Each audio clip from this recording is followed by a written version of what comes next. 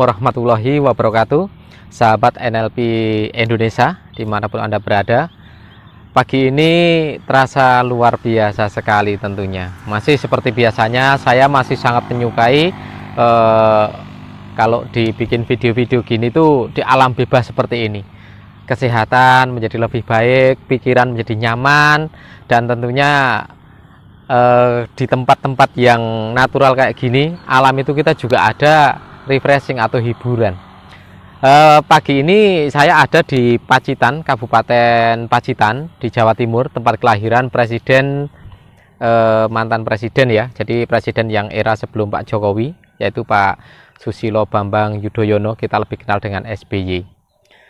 Ini di area jalur lintas selatan JLS dari Kota Pacitan, dari Kabupaten Pacitan ini menuju terus ke timur. Nah, ini salah satu jalannya. Jadi kalau teman-teman ke daerah Pacitan mungkin akan melewati sebuah jembatan, ada tulisan kota kelahiran presiden ke sekian, terus kota dengan 1001 goa. Nah, ini saya pagi ini sudah ada di Pacitan.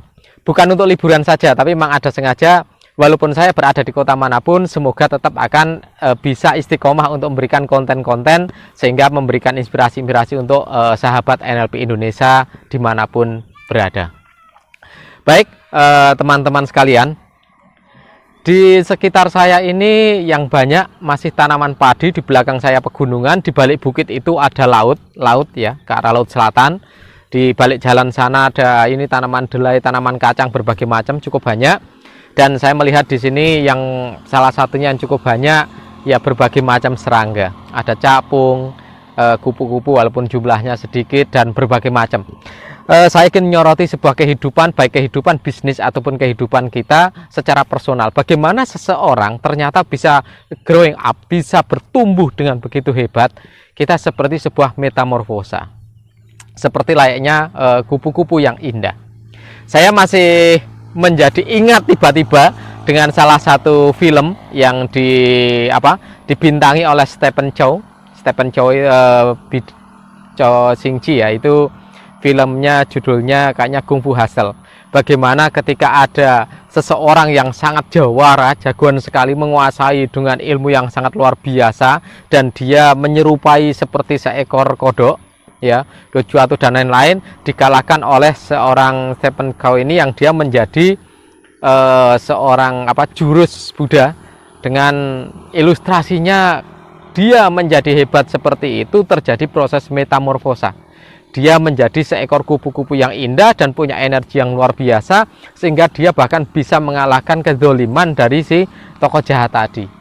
Kita mungkin kembali, ini film tahun, saya gak lupa tahun berapa, tapi ya film itu menceritakan sedemikian ediknya. Walaupun penuh dengan selera humor film-film Xingji ini, tapi ada satu makna yang sangat kuat. Saya mengambil proses metamorfosa dari kehidupannya ketika dia harus dikalahkan, dihajar, dihancurkan tubuhnya, sampai ada Qi yang menyembuhkan dirinya, sampai dengan dia akhirnya terbang seperti kupu-kupu.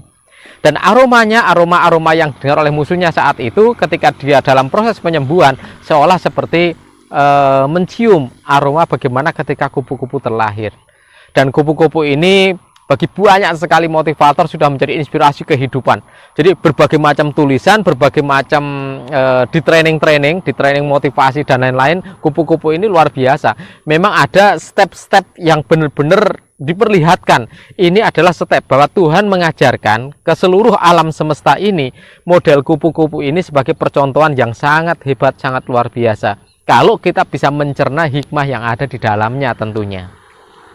Oke, baik sahabat NLP Indonesia semuanya. Ketika seekor kupu-kupu, baik pada musim kupu-kupu dan lain-lain itu, kupu-kupu akan mengadakan sebuah tentunya ritual, mereka melakukan perkawinan. Lalu kupu-kupu akan menempatkan telur di salah satu daun di pepohonan, ataupun ada yang di rumput, ada yang di daunan, ada yang di pepohonan. Banyak sekali kupu-kupu juga kadang-kadang malah ada yang bertelurnya di kayu-kayu mati dan lain-lain. Setelah beberapa saat, kupu-kupu ini dia sudah melupakan telurnya. Telurnya akan ditinggalkan di pepohonan yang dia tinggalkan. Telur ini nanti menetas. Ketika menetas tentunya tidak langsung jadi kupu-kupu. Jadi telur ini akan menetas menjadi ulat, yang ulat itu nanti akan banyak bergerak untuk penghidupannya. Di masa telur ini dia sangat rentan sekali. Kalau ada semut, ada apa, ini telur sudah bisa dimakan dan habis. Ini pada masa-masa benih. Nah, sahabat-sahabat LNP Smart Indonesia, baik dalam kehidupan kita pun mengalami hal yang sama. Ada masa-masa yang sangat rentan. Masa ketika seseorang dalam kondisi frustasi, dalam kondisi kejiwaan yang sedang sangat labil, terjadi masalah yang begitu besar, ini seperti sedang berbentuk telur yang sangat rentan sekali. Artinya kesenggol sedikit mati. Bahaya ini kalau dalam posisi ini.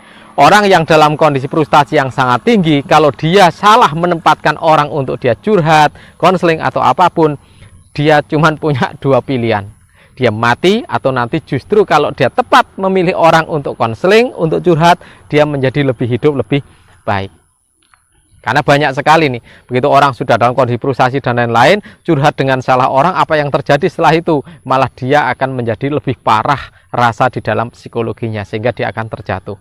Masa telur ini benar-benar merupakan masa yang sangat rentan. Masa yang berikutnya, ada namanya telur ketika menetas menjadi ulat. Ulat dari ulat yang kecil-kecil sampai dengan nanti dia akan berkembang menjadi ulat yang besar. Di masa yang besar ini terjadi proses pertumbuhan yang luar biasa, akan menyantap segala macam yang dia dapatkan. Kalau pada usia anak-anak, ini perkembangan kalau untuk manusia, pada masa-masa ini ada yang disebut dengan golden age, ya, masa-masa emas di dalam menimba materi pengalaman atau keilmuan. Kalau di dalam bisnis biasanya yang model seperti ini, di tataran-tataran ulat ini, orang yang sedang belajar kemana-mana banyak sekali, ya, dia berusaha menerapkan, belajar ini terapkan dari berbagai macam sisi, sehingga dia mendapatkan apa saja makanan saat itu, rakus akan ilmu. Dan seorang kalau dia akan bertumbuh menjadi seorang yang kupu-kupu yang hebat, dia akan ada masa ketika dia benar-benar sedang rakus akan suatu ilmu. Rakus belajar sana, belajar sini, apapun dipelajari, semuanya dipelajari. Nanti ada proses baru pemilihan-pemilihan dan lain-lainnya. Nah, ketika menjadi ulat ini, berarti sudah ada yang namanya proses manajemen bagaimana mengisi isi di leher ke atas. Manajemen isi di leher ke atas ini, berbagai macam ilmu dipelajari, sehingga nanti akan menjadi kasanah-kasanah di dalam pengalaman, baik secara induksi langsung, ataupun pengalaman-pengalaman langsung tadi, ataupun karena proses pembelajaran aja. Nah, masa dari ulat ini, masa yang memang harus fight untuk mencari masukan. Ulat itu kalau sudah berbentuk ulat ini, daun apapun, wah, daunnya disikat. Jadi kalau kita jalan-jalan ke hutan jati misalnya, pada musim ulat ini sedang berkembang, itu kadang-kadang daun jatinya hanya tinggal rangka-rangkanya aja, daunnya yang ada klorofilnya udah hilang semua. Banyak daun yang dimakan ulat-ulat ini, walaupun manusia sebagian besar menyebut ini hama, tapi ini adalah proses alam semesta, proses alamiah yang terjadinya dari seekor kupu-kupu. Pada masa ulat, maka dia akan menyerang seluruh daun yang ada klorofilnya, dia makan semuanya tanpa henti.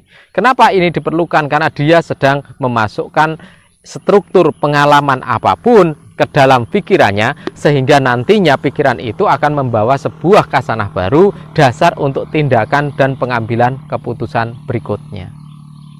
Ketika masa ulat ini, maka ilmu-ilmu apapun yang memang nantinya diperlukan harus dipelajari dengan cepat. Sehingga pada masa menjadi ulat, entah Anda sebagai profesional, bisnis, karyawan baru, atau apapun, pasti ada masa-masa ketika menjadi ulat ini. Masa ini kalau disia-siakan, maka nanti akan ada masa ketika kita kehilangan waktu untuk memakan, untuk memasukkan, untuk mendapatkan berbagai macam wawasan, skill, dan lain-lainnya. Masa pada ulat ini apakah selalu pada usia dini, pada usia waktu kita masih kecil? Oh, tidak. Anda bisnis baru mulai. Ketika bisnis baru mulai, udah mulai hidup, pasti akan terjadi masa ulat di sana. Netes dari telur, masa ulat. Anda akan belajar banyak teknik, banyak manajemen. Anda pelajari ini, terapkan di bisnis, usahakan di bisnis, dan lain-lain. Ini masa menjadi ulat, ini masa belajar yang luar biasa.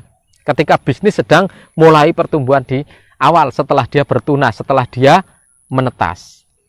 Ketika menjadi seorang karyawan, sama halnya.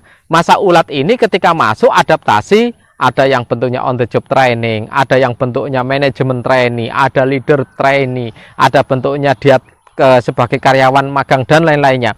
Pada saat level ini merupakan masa ketika dia harus menggrab apapun untuk masuk menjadi struktur pengalaman dia pada masa ini, pada masa ketika menjadi seekor ulat. Di kehidupan lain, kehidupan rumah tangga juga sama. Menjelang kehidupan rumah tangga, ketika menetas habis rumah tangga, mereka belajar banyak hal. Inilah masa ketika menjadi ulat. Saat menjadi ulat ini sangat penting sekali memasukkan hal yang sangat banyak, yang sangat luar biasa. Oke, setelah ulat apa yang akan terjadi kira-kira teman-teman? Oke, setelah ulat ini kenyang dengan berbagai macam yang dia makan, dia lahap, dia masukkan ke dalam dirinya, ada masa yang namanya proses penenangan. Setelah menjadi ulat ini, dia akan berjalan, berpikir, banyak mencerna, banyak melakukan proses modifikasi, tapi masih dalam proses perencanaan. Apa yang mau dilakukan, dia rencanakan dengan detail. Ada plan yang sangat detail dalam hal apapun. Setelah dia mendapatkan ilmu A, ilmu B, ilmu C, ilmu D, dikumpulkan ilmu-ilmu ini. Setelah dikumpulkan ilmu-ilmu ini semuanya, nanti akan diolah. Mana yang akan digunakan, mana yang akan dimanfaatkan, mana yang akan diberdayakan. Saat ini ulat ini membutuhkan penenangan diri. Seluruh gizi yang didapatkan itu akan digunakan untuk membentuk dirinya, membentuk dari seekor ulat yang nantinya di dalam kulitnya ulat akan terbentuk struktur baru menjadi calon kupu-kupu. Ini dalam proses menjadi kepompong. Dia hanya bergantung, makan apa adanya di dalam, dia melakukan proses meditasi, dia bertapa, sampai suatu saat dia akan mengeluarkan apa yang direncanakan. Pada proses ini benar-benar proses sedang melakukan proses perencanaan total, revitalisasi di dalam sebuah kehidupan yang direncanakan untuk lebih baik nantinya. Disinilah terjadi sebuah revolusi hidup masih dalam tataran perencanaan besar, di dalam konsep berpikir, di dalam konsep apa yang nanti akan dilakukan. Jadi visualisasinya sangat kuat, luar biasa. Lah pada yang kasus menjadi kepompong ini, di tempat pekerjaan Anda mulai berpikir, merencanakan apa yang akan menjadi perbaikan, menjadi nilai tambah Anda sebagai seorang karyawan untuk membantu sebuah perusahaan. Kalau Anda baru bergabung dalam sebuah organisasi, setelah Anda beradaptasi, Anda mulai berpikir, apa sumbangsih saya untuk organisasi ini? Ini masa menjadi kepompong, masa bertapa. Ketika Anda berbisnis, Anda sudah mulai ilmu A, B, C, dan lain-lain yang didapatkan banyak sekali. Mana ilmu yang akan menjadi ilmu yang sinkron, yang sesuai, yang cocok, yang akan bisa diterapkan nantinya. Sehingga terjadi proses perencanaan. Entah itu dengan teknik coaching, ya, entah itu dengan teknik-teknik membuat perencanaan dengan berbagai macam model manajemen. Di video-video nanti insya Allah saya akan bagaimana ketika mengcoach tentang sebuah perencanaan sehingga seseorang bisa mencapai sebuah target yang oke dengan membentuk di awal di perencanaan dengan konsep well formed outcome. Nantikan di video-video selanjutnya saya akan tayang terus video-video inspirasi untuk kehidupan kita bersama Analis Smart Indonesia dan Cuat Consulting. Baik untuk teman-teman UKM, UMKM, pengusaha, HRD, dan lain-lain yang kebetulan sudah pernah bekerja sama dengan kita di Cuat Consulting, di Cuat Group, dengan NLP Smart Indonesia, ikuti terus videonya karena nanti akan bahas ke arah sana juga. Nah, proses di kepompong inilah proses tercipta namanya well-formed outcome secara perbaikan di masa ke depan. Jadi ini WFO yang kedua setelah WFO pertama. WFO pertama itu sebelum jadi telur, lalu WFO jadi telur, setelah WFO menetas itu sudah direncanakan, sudah terjadi menjadi ulat, setelah itu terjadi WFO yang berikutnya lagi. Nah, WFO saat kepompong ini menjadi WFO yang sangat luar biasa nantinya. Kenapa? Perencanaan yang sangat detail untuk masa ke masa, ada step-stepnya kapan kita akan mencapai titik kesuksesan jauh lebih baik, lebih besar, lebih luar biasa, usaha lebih jaya. Kalau Anda karyawan, bagaimana jenjang karir Anda, prestasi Anda. Kalau Anda seorang profesional, apa level Anda nantinya, bagaimana nilai-nilai tambah untuk Anda kepada pelanggan-pelanggan Anda. Oke, yang selanjutnya ini masa kepompong, masa sebuah perencanaan besar untuk melakukan proses revolusi kehidupan kita, revolusi hati kita, revolusi ibadah kita, revolusi dari seluruh komponen-komponen dalam kehidupan kita menuju hidup yang jauh lebih baik. Oke. Setelah menjadi kepompong, apa yang terjadi? Sekian waktu, mulai rencana-rencana itu akan diterjemahkan ke dalam sebuah aktivitas atau ke dalam sebuah pelaksanaan atau dalam sebuah tindakan. Kenapa? Kalau cuma sekedar rencana, Kalau kepompong ini jadi kepompong terus, lama-lama kehabisan gizi dan mati. Hati-hati. Jadi kalau sudah jadi kepompong kok kelamaan, hati-hati. Ada waktunya, harus take action. Karena kepompong kalau kelamaan jadi kepompong, mati, nggak akan jadi kupu-kupu. Gizinya keburu habis, tubuhnya terbentuk, cairannya habis, dan lain-lain, sudah tidak bisa terbang lagi. Tapi kepompong ini setelah masa sekian, maka dia akan mendobrak dari dalam, melepaskan dirinya untuk dia bisa terbang keluar. Kenapa? Karena di luar dia akan eksplorasi kehidupan, sehingga dia akan terbang dengan begitu indah kupu-kupu ini. Nah, saat eksplorasi ini, kupu-kupu ini tidak pernah lupa dengan ketika menjadi kepompong. Apa yang harus dia lakukan? Karena dia harus fight. Dia mulai menendang kanan kiri, mendobrak, karena dia harus melepaskan dari sebuah penjara yang namanya kepompong tadi. Dan kepompong ini keras karena dia harus melindungi kupu-kupu pada saat dia terjadi pertumbuhan. Tetapi setelah kupu-kupu ini bertumbuh dengan rencana yang sangat matang, kupu-kupu ini harus bisa melakukan proses memecahkan seluruh penjara yang melingkupinya. Si kupu-kupu ini harus ekstra kuat, harus ekstra energi, harus ekstra keras, karena kupu-kupu ini sedang dalam proses harus keluar dari penjara kehidupannya. Ini kalau di dalam beberapa model yang saya lakukan ketika proses coaching terhadap bisnis, ketika saya datang kepada usaha untuk melakukan perbaikan hasil, perbaikan omset dan lain-lain, ini merupakan proses menghancurkan mental block yang sangat sering kuat sekali melingkupi manusia. Ingat video saya tentang gajah sirkus, Anda nanti boleh tonton video saya tentang gajah sirkus, bagaimana sebuah mental block manusia terpenjara oleh pikirannya sendiri. Dalam karir, di dalam kehidupan kekaryawanan, dalam organisasi, perusahaan, di dalam industri, dalam bisnis, dalam kehidupan, sering sekali terjadi penjara-penjara mental yang seperti ini. Anda saksikan tentang bagaimana gajah sirkus di video-video saya sebelumnya, dan Anda nanti akan tahu, oh ternyata ini yang akan dilakukan ketika menjadi kepompong. Untuk menjadi kupu-kupu, dia harus melakukan perjuangan yang sangat luar biasa. Ini perjuangan. Disinilah terjadi proses mulai benar-benar terjadinya tindakan, perilaku, aktivitas yang akan melakukan revolusi terhadap kehidupan yang jauh lebih baik. Tantangannya sangat besar sekali. Kalau kupu-kupu dalam kepompong ini tidak bisa mendobrak zat-zat kitun yang melingkupi dia, maka kepompong ini justru akan menjadi penjara dan membuat dia mati di dalamnya karena dia tidak bisa keluar. Penjara mental yang berupa kitun melindungi di kepompong ini. Banyak sekali orang yang punya rencana bagus, punya hitung-hitungan bagus, teorinya bagus, dihitung matang di atas kertas, oke semua, tetapi ketika melaksanakan tidak bisa terjadi, berarti dia sebenarnya sudah mati dalam kepompong. Hati-hati, kalau kita punya bisnis, kita punya usaha, Anda punya karir, kita punya profesionalisme, kita punya apapun, kita punya rencana ke depan, semuanya sudah bagus semua, tetapi kita tidak bisa keluar dan melakukan tindakan rencana itu, sama halnya dengan kupu-kupu yang mati di dalam kepompong. Catat, kupu-kupu mati dalam kepompong. Catat itu. Setelah kupu-kupu ini bertumbuh, dia bisa melepaskan, dia bisa eksplorasi, maka dia akan melakukan sebuah pengalaman terbang, dia bisa kemana-mana dan lain-lainnya. Apa yang dilakukan setelah itu? Kupu-kupu ini sangat memilih ketika dia harus mengadopsi lagi, beda dengan ketika masa ulat.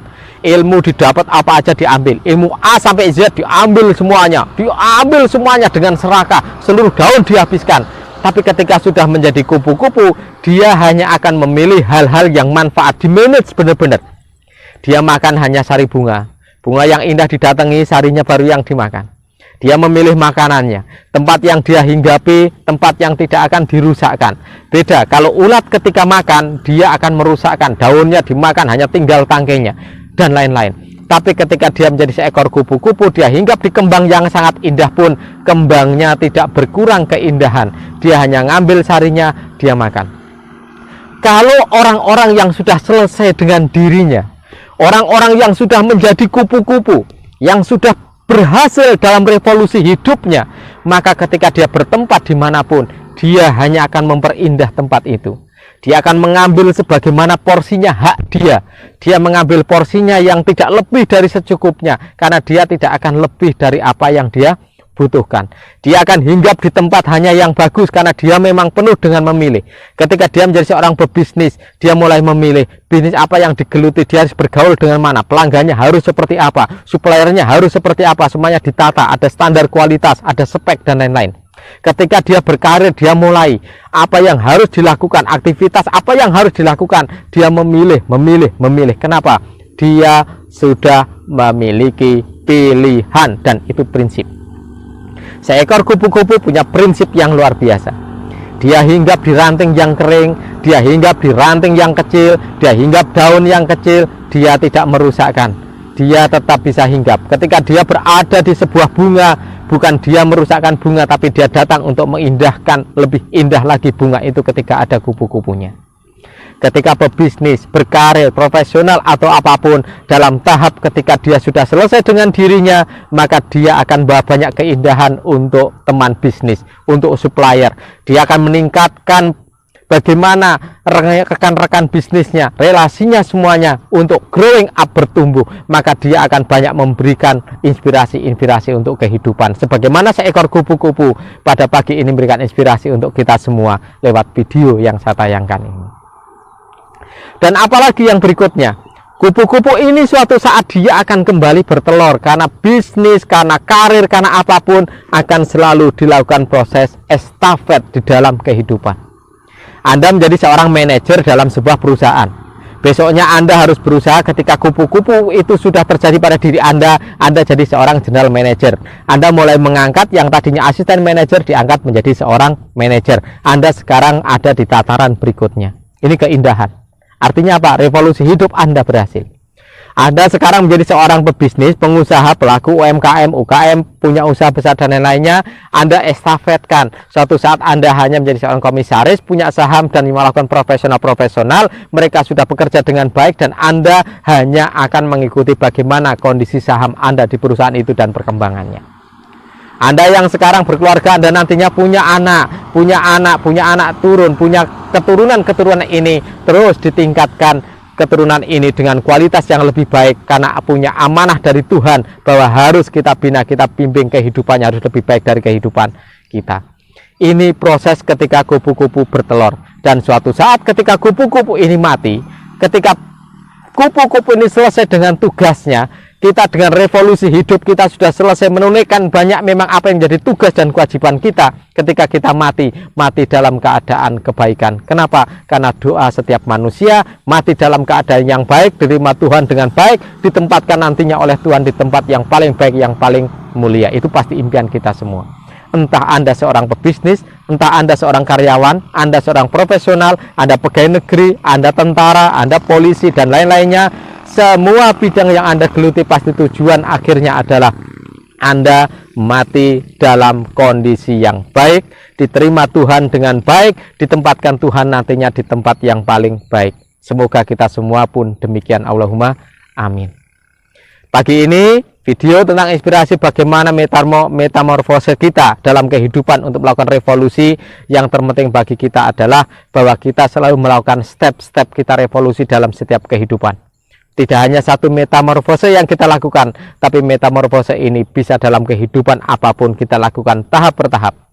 Kapan kita menjadi telur, kapan menjadi ulat, kapan menjadi kepompong, kapan menjadi kupu-kupu, dan saat itulah kita tahu di mana tempat kita dan apa yang harus kita lakukan.